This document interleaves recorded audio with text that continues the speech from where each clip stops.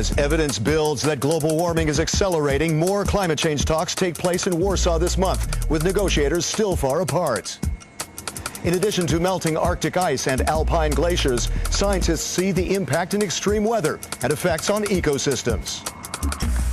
The talks, called COP19, come after last year's round saw little progress on a green climate fund, aid from developed to developing countries. And how can the EU slash CO2 20% by 2020 when some countries are reluctant to cut car emissions and coal plant emissions? Hello, I'm Chris Burns, and welcome to The Network, hard talk with a matrix of newsmakers. Joining us on this program here at the European Parliament in Brussels, Bas Eickhout. He is a European Member of Parliament for the Greens Party. He's a member on the Parliament's Environment Committee. In Bonn, Christiana Figueres, Executive Secretary of the UN Framework Convention on Climate Change, which is leading the talks. And in Lisbon, Sebastian Learning, climate change skeptic and geologist. His book, Die Kalte Sonne, titled in English The Neglected Sun, blames global warming on the sun and ocean cycles. Welcome to all of you. Let's give a question to all of you, starting with Bas. How likely is it we'll see temperatures rise by 2 degrees centigrade? That seems to be the tipping point. Is that the tipping point to disaster, or is that risk exaggerated? Bas.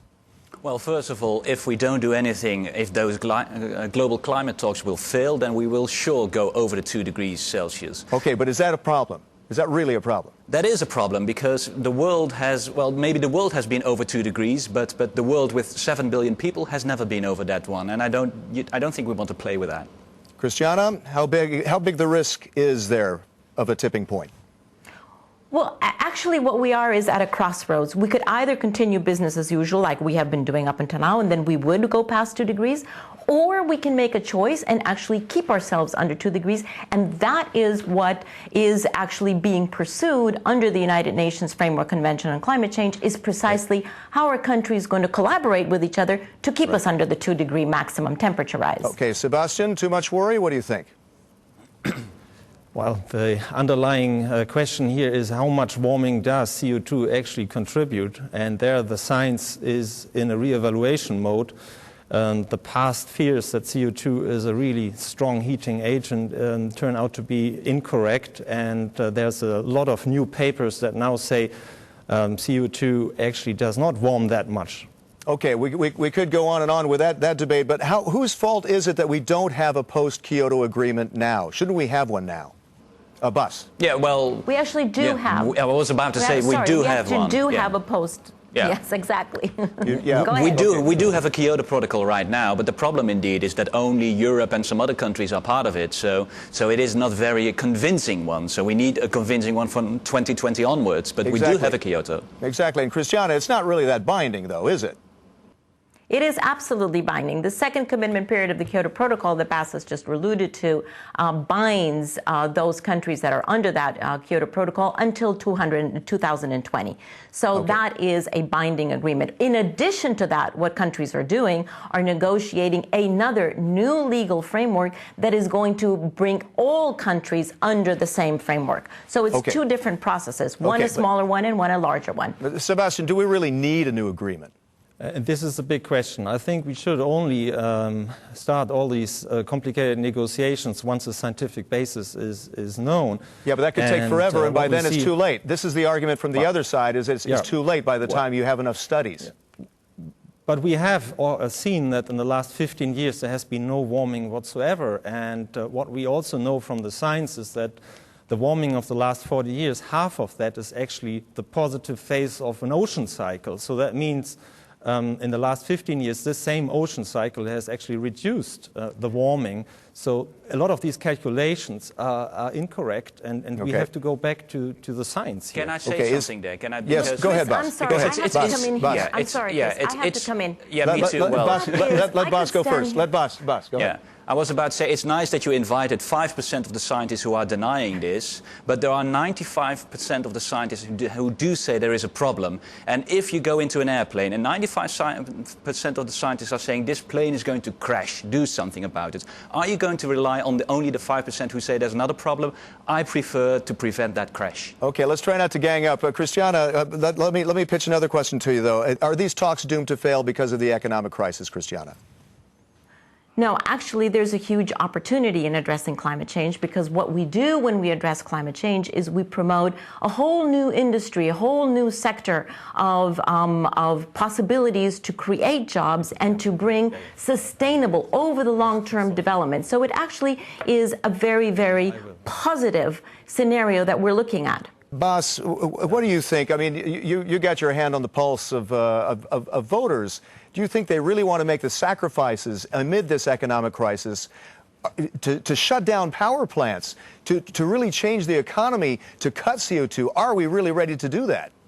Well, that's the good question. What you see now is that a lot of countries are not really willing to do so, and that is, of course, the big discussion.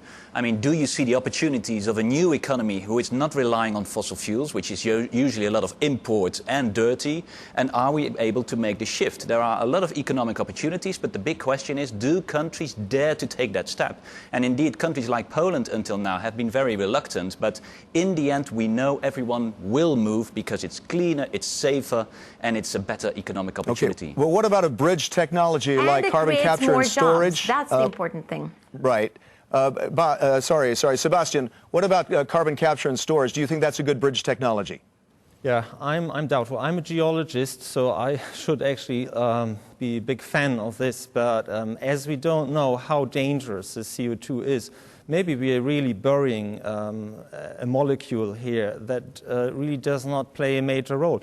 I want to also say something to Bas. Actually, we're not saying CO2 does not have any effect. We are seeing, together with my co-author of the book, Fritz Farnholt, we are saying that we are having 1 degree warming until the end of the century. So this is something to deal with. And yes, we have to do something, but it's not a catastrophe.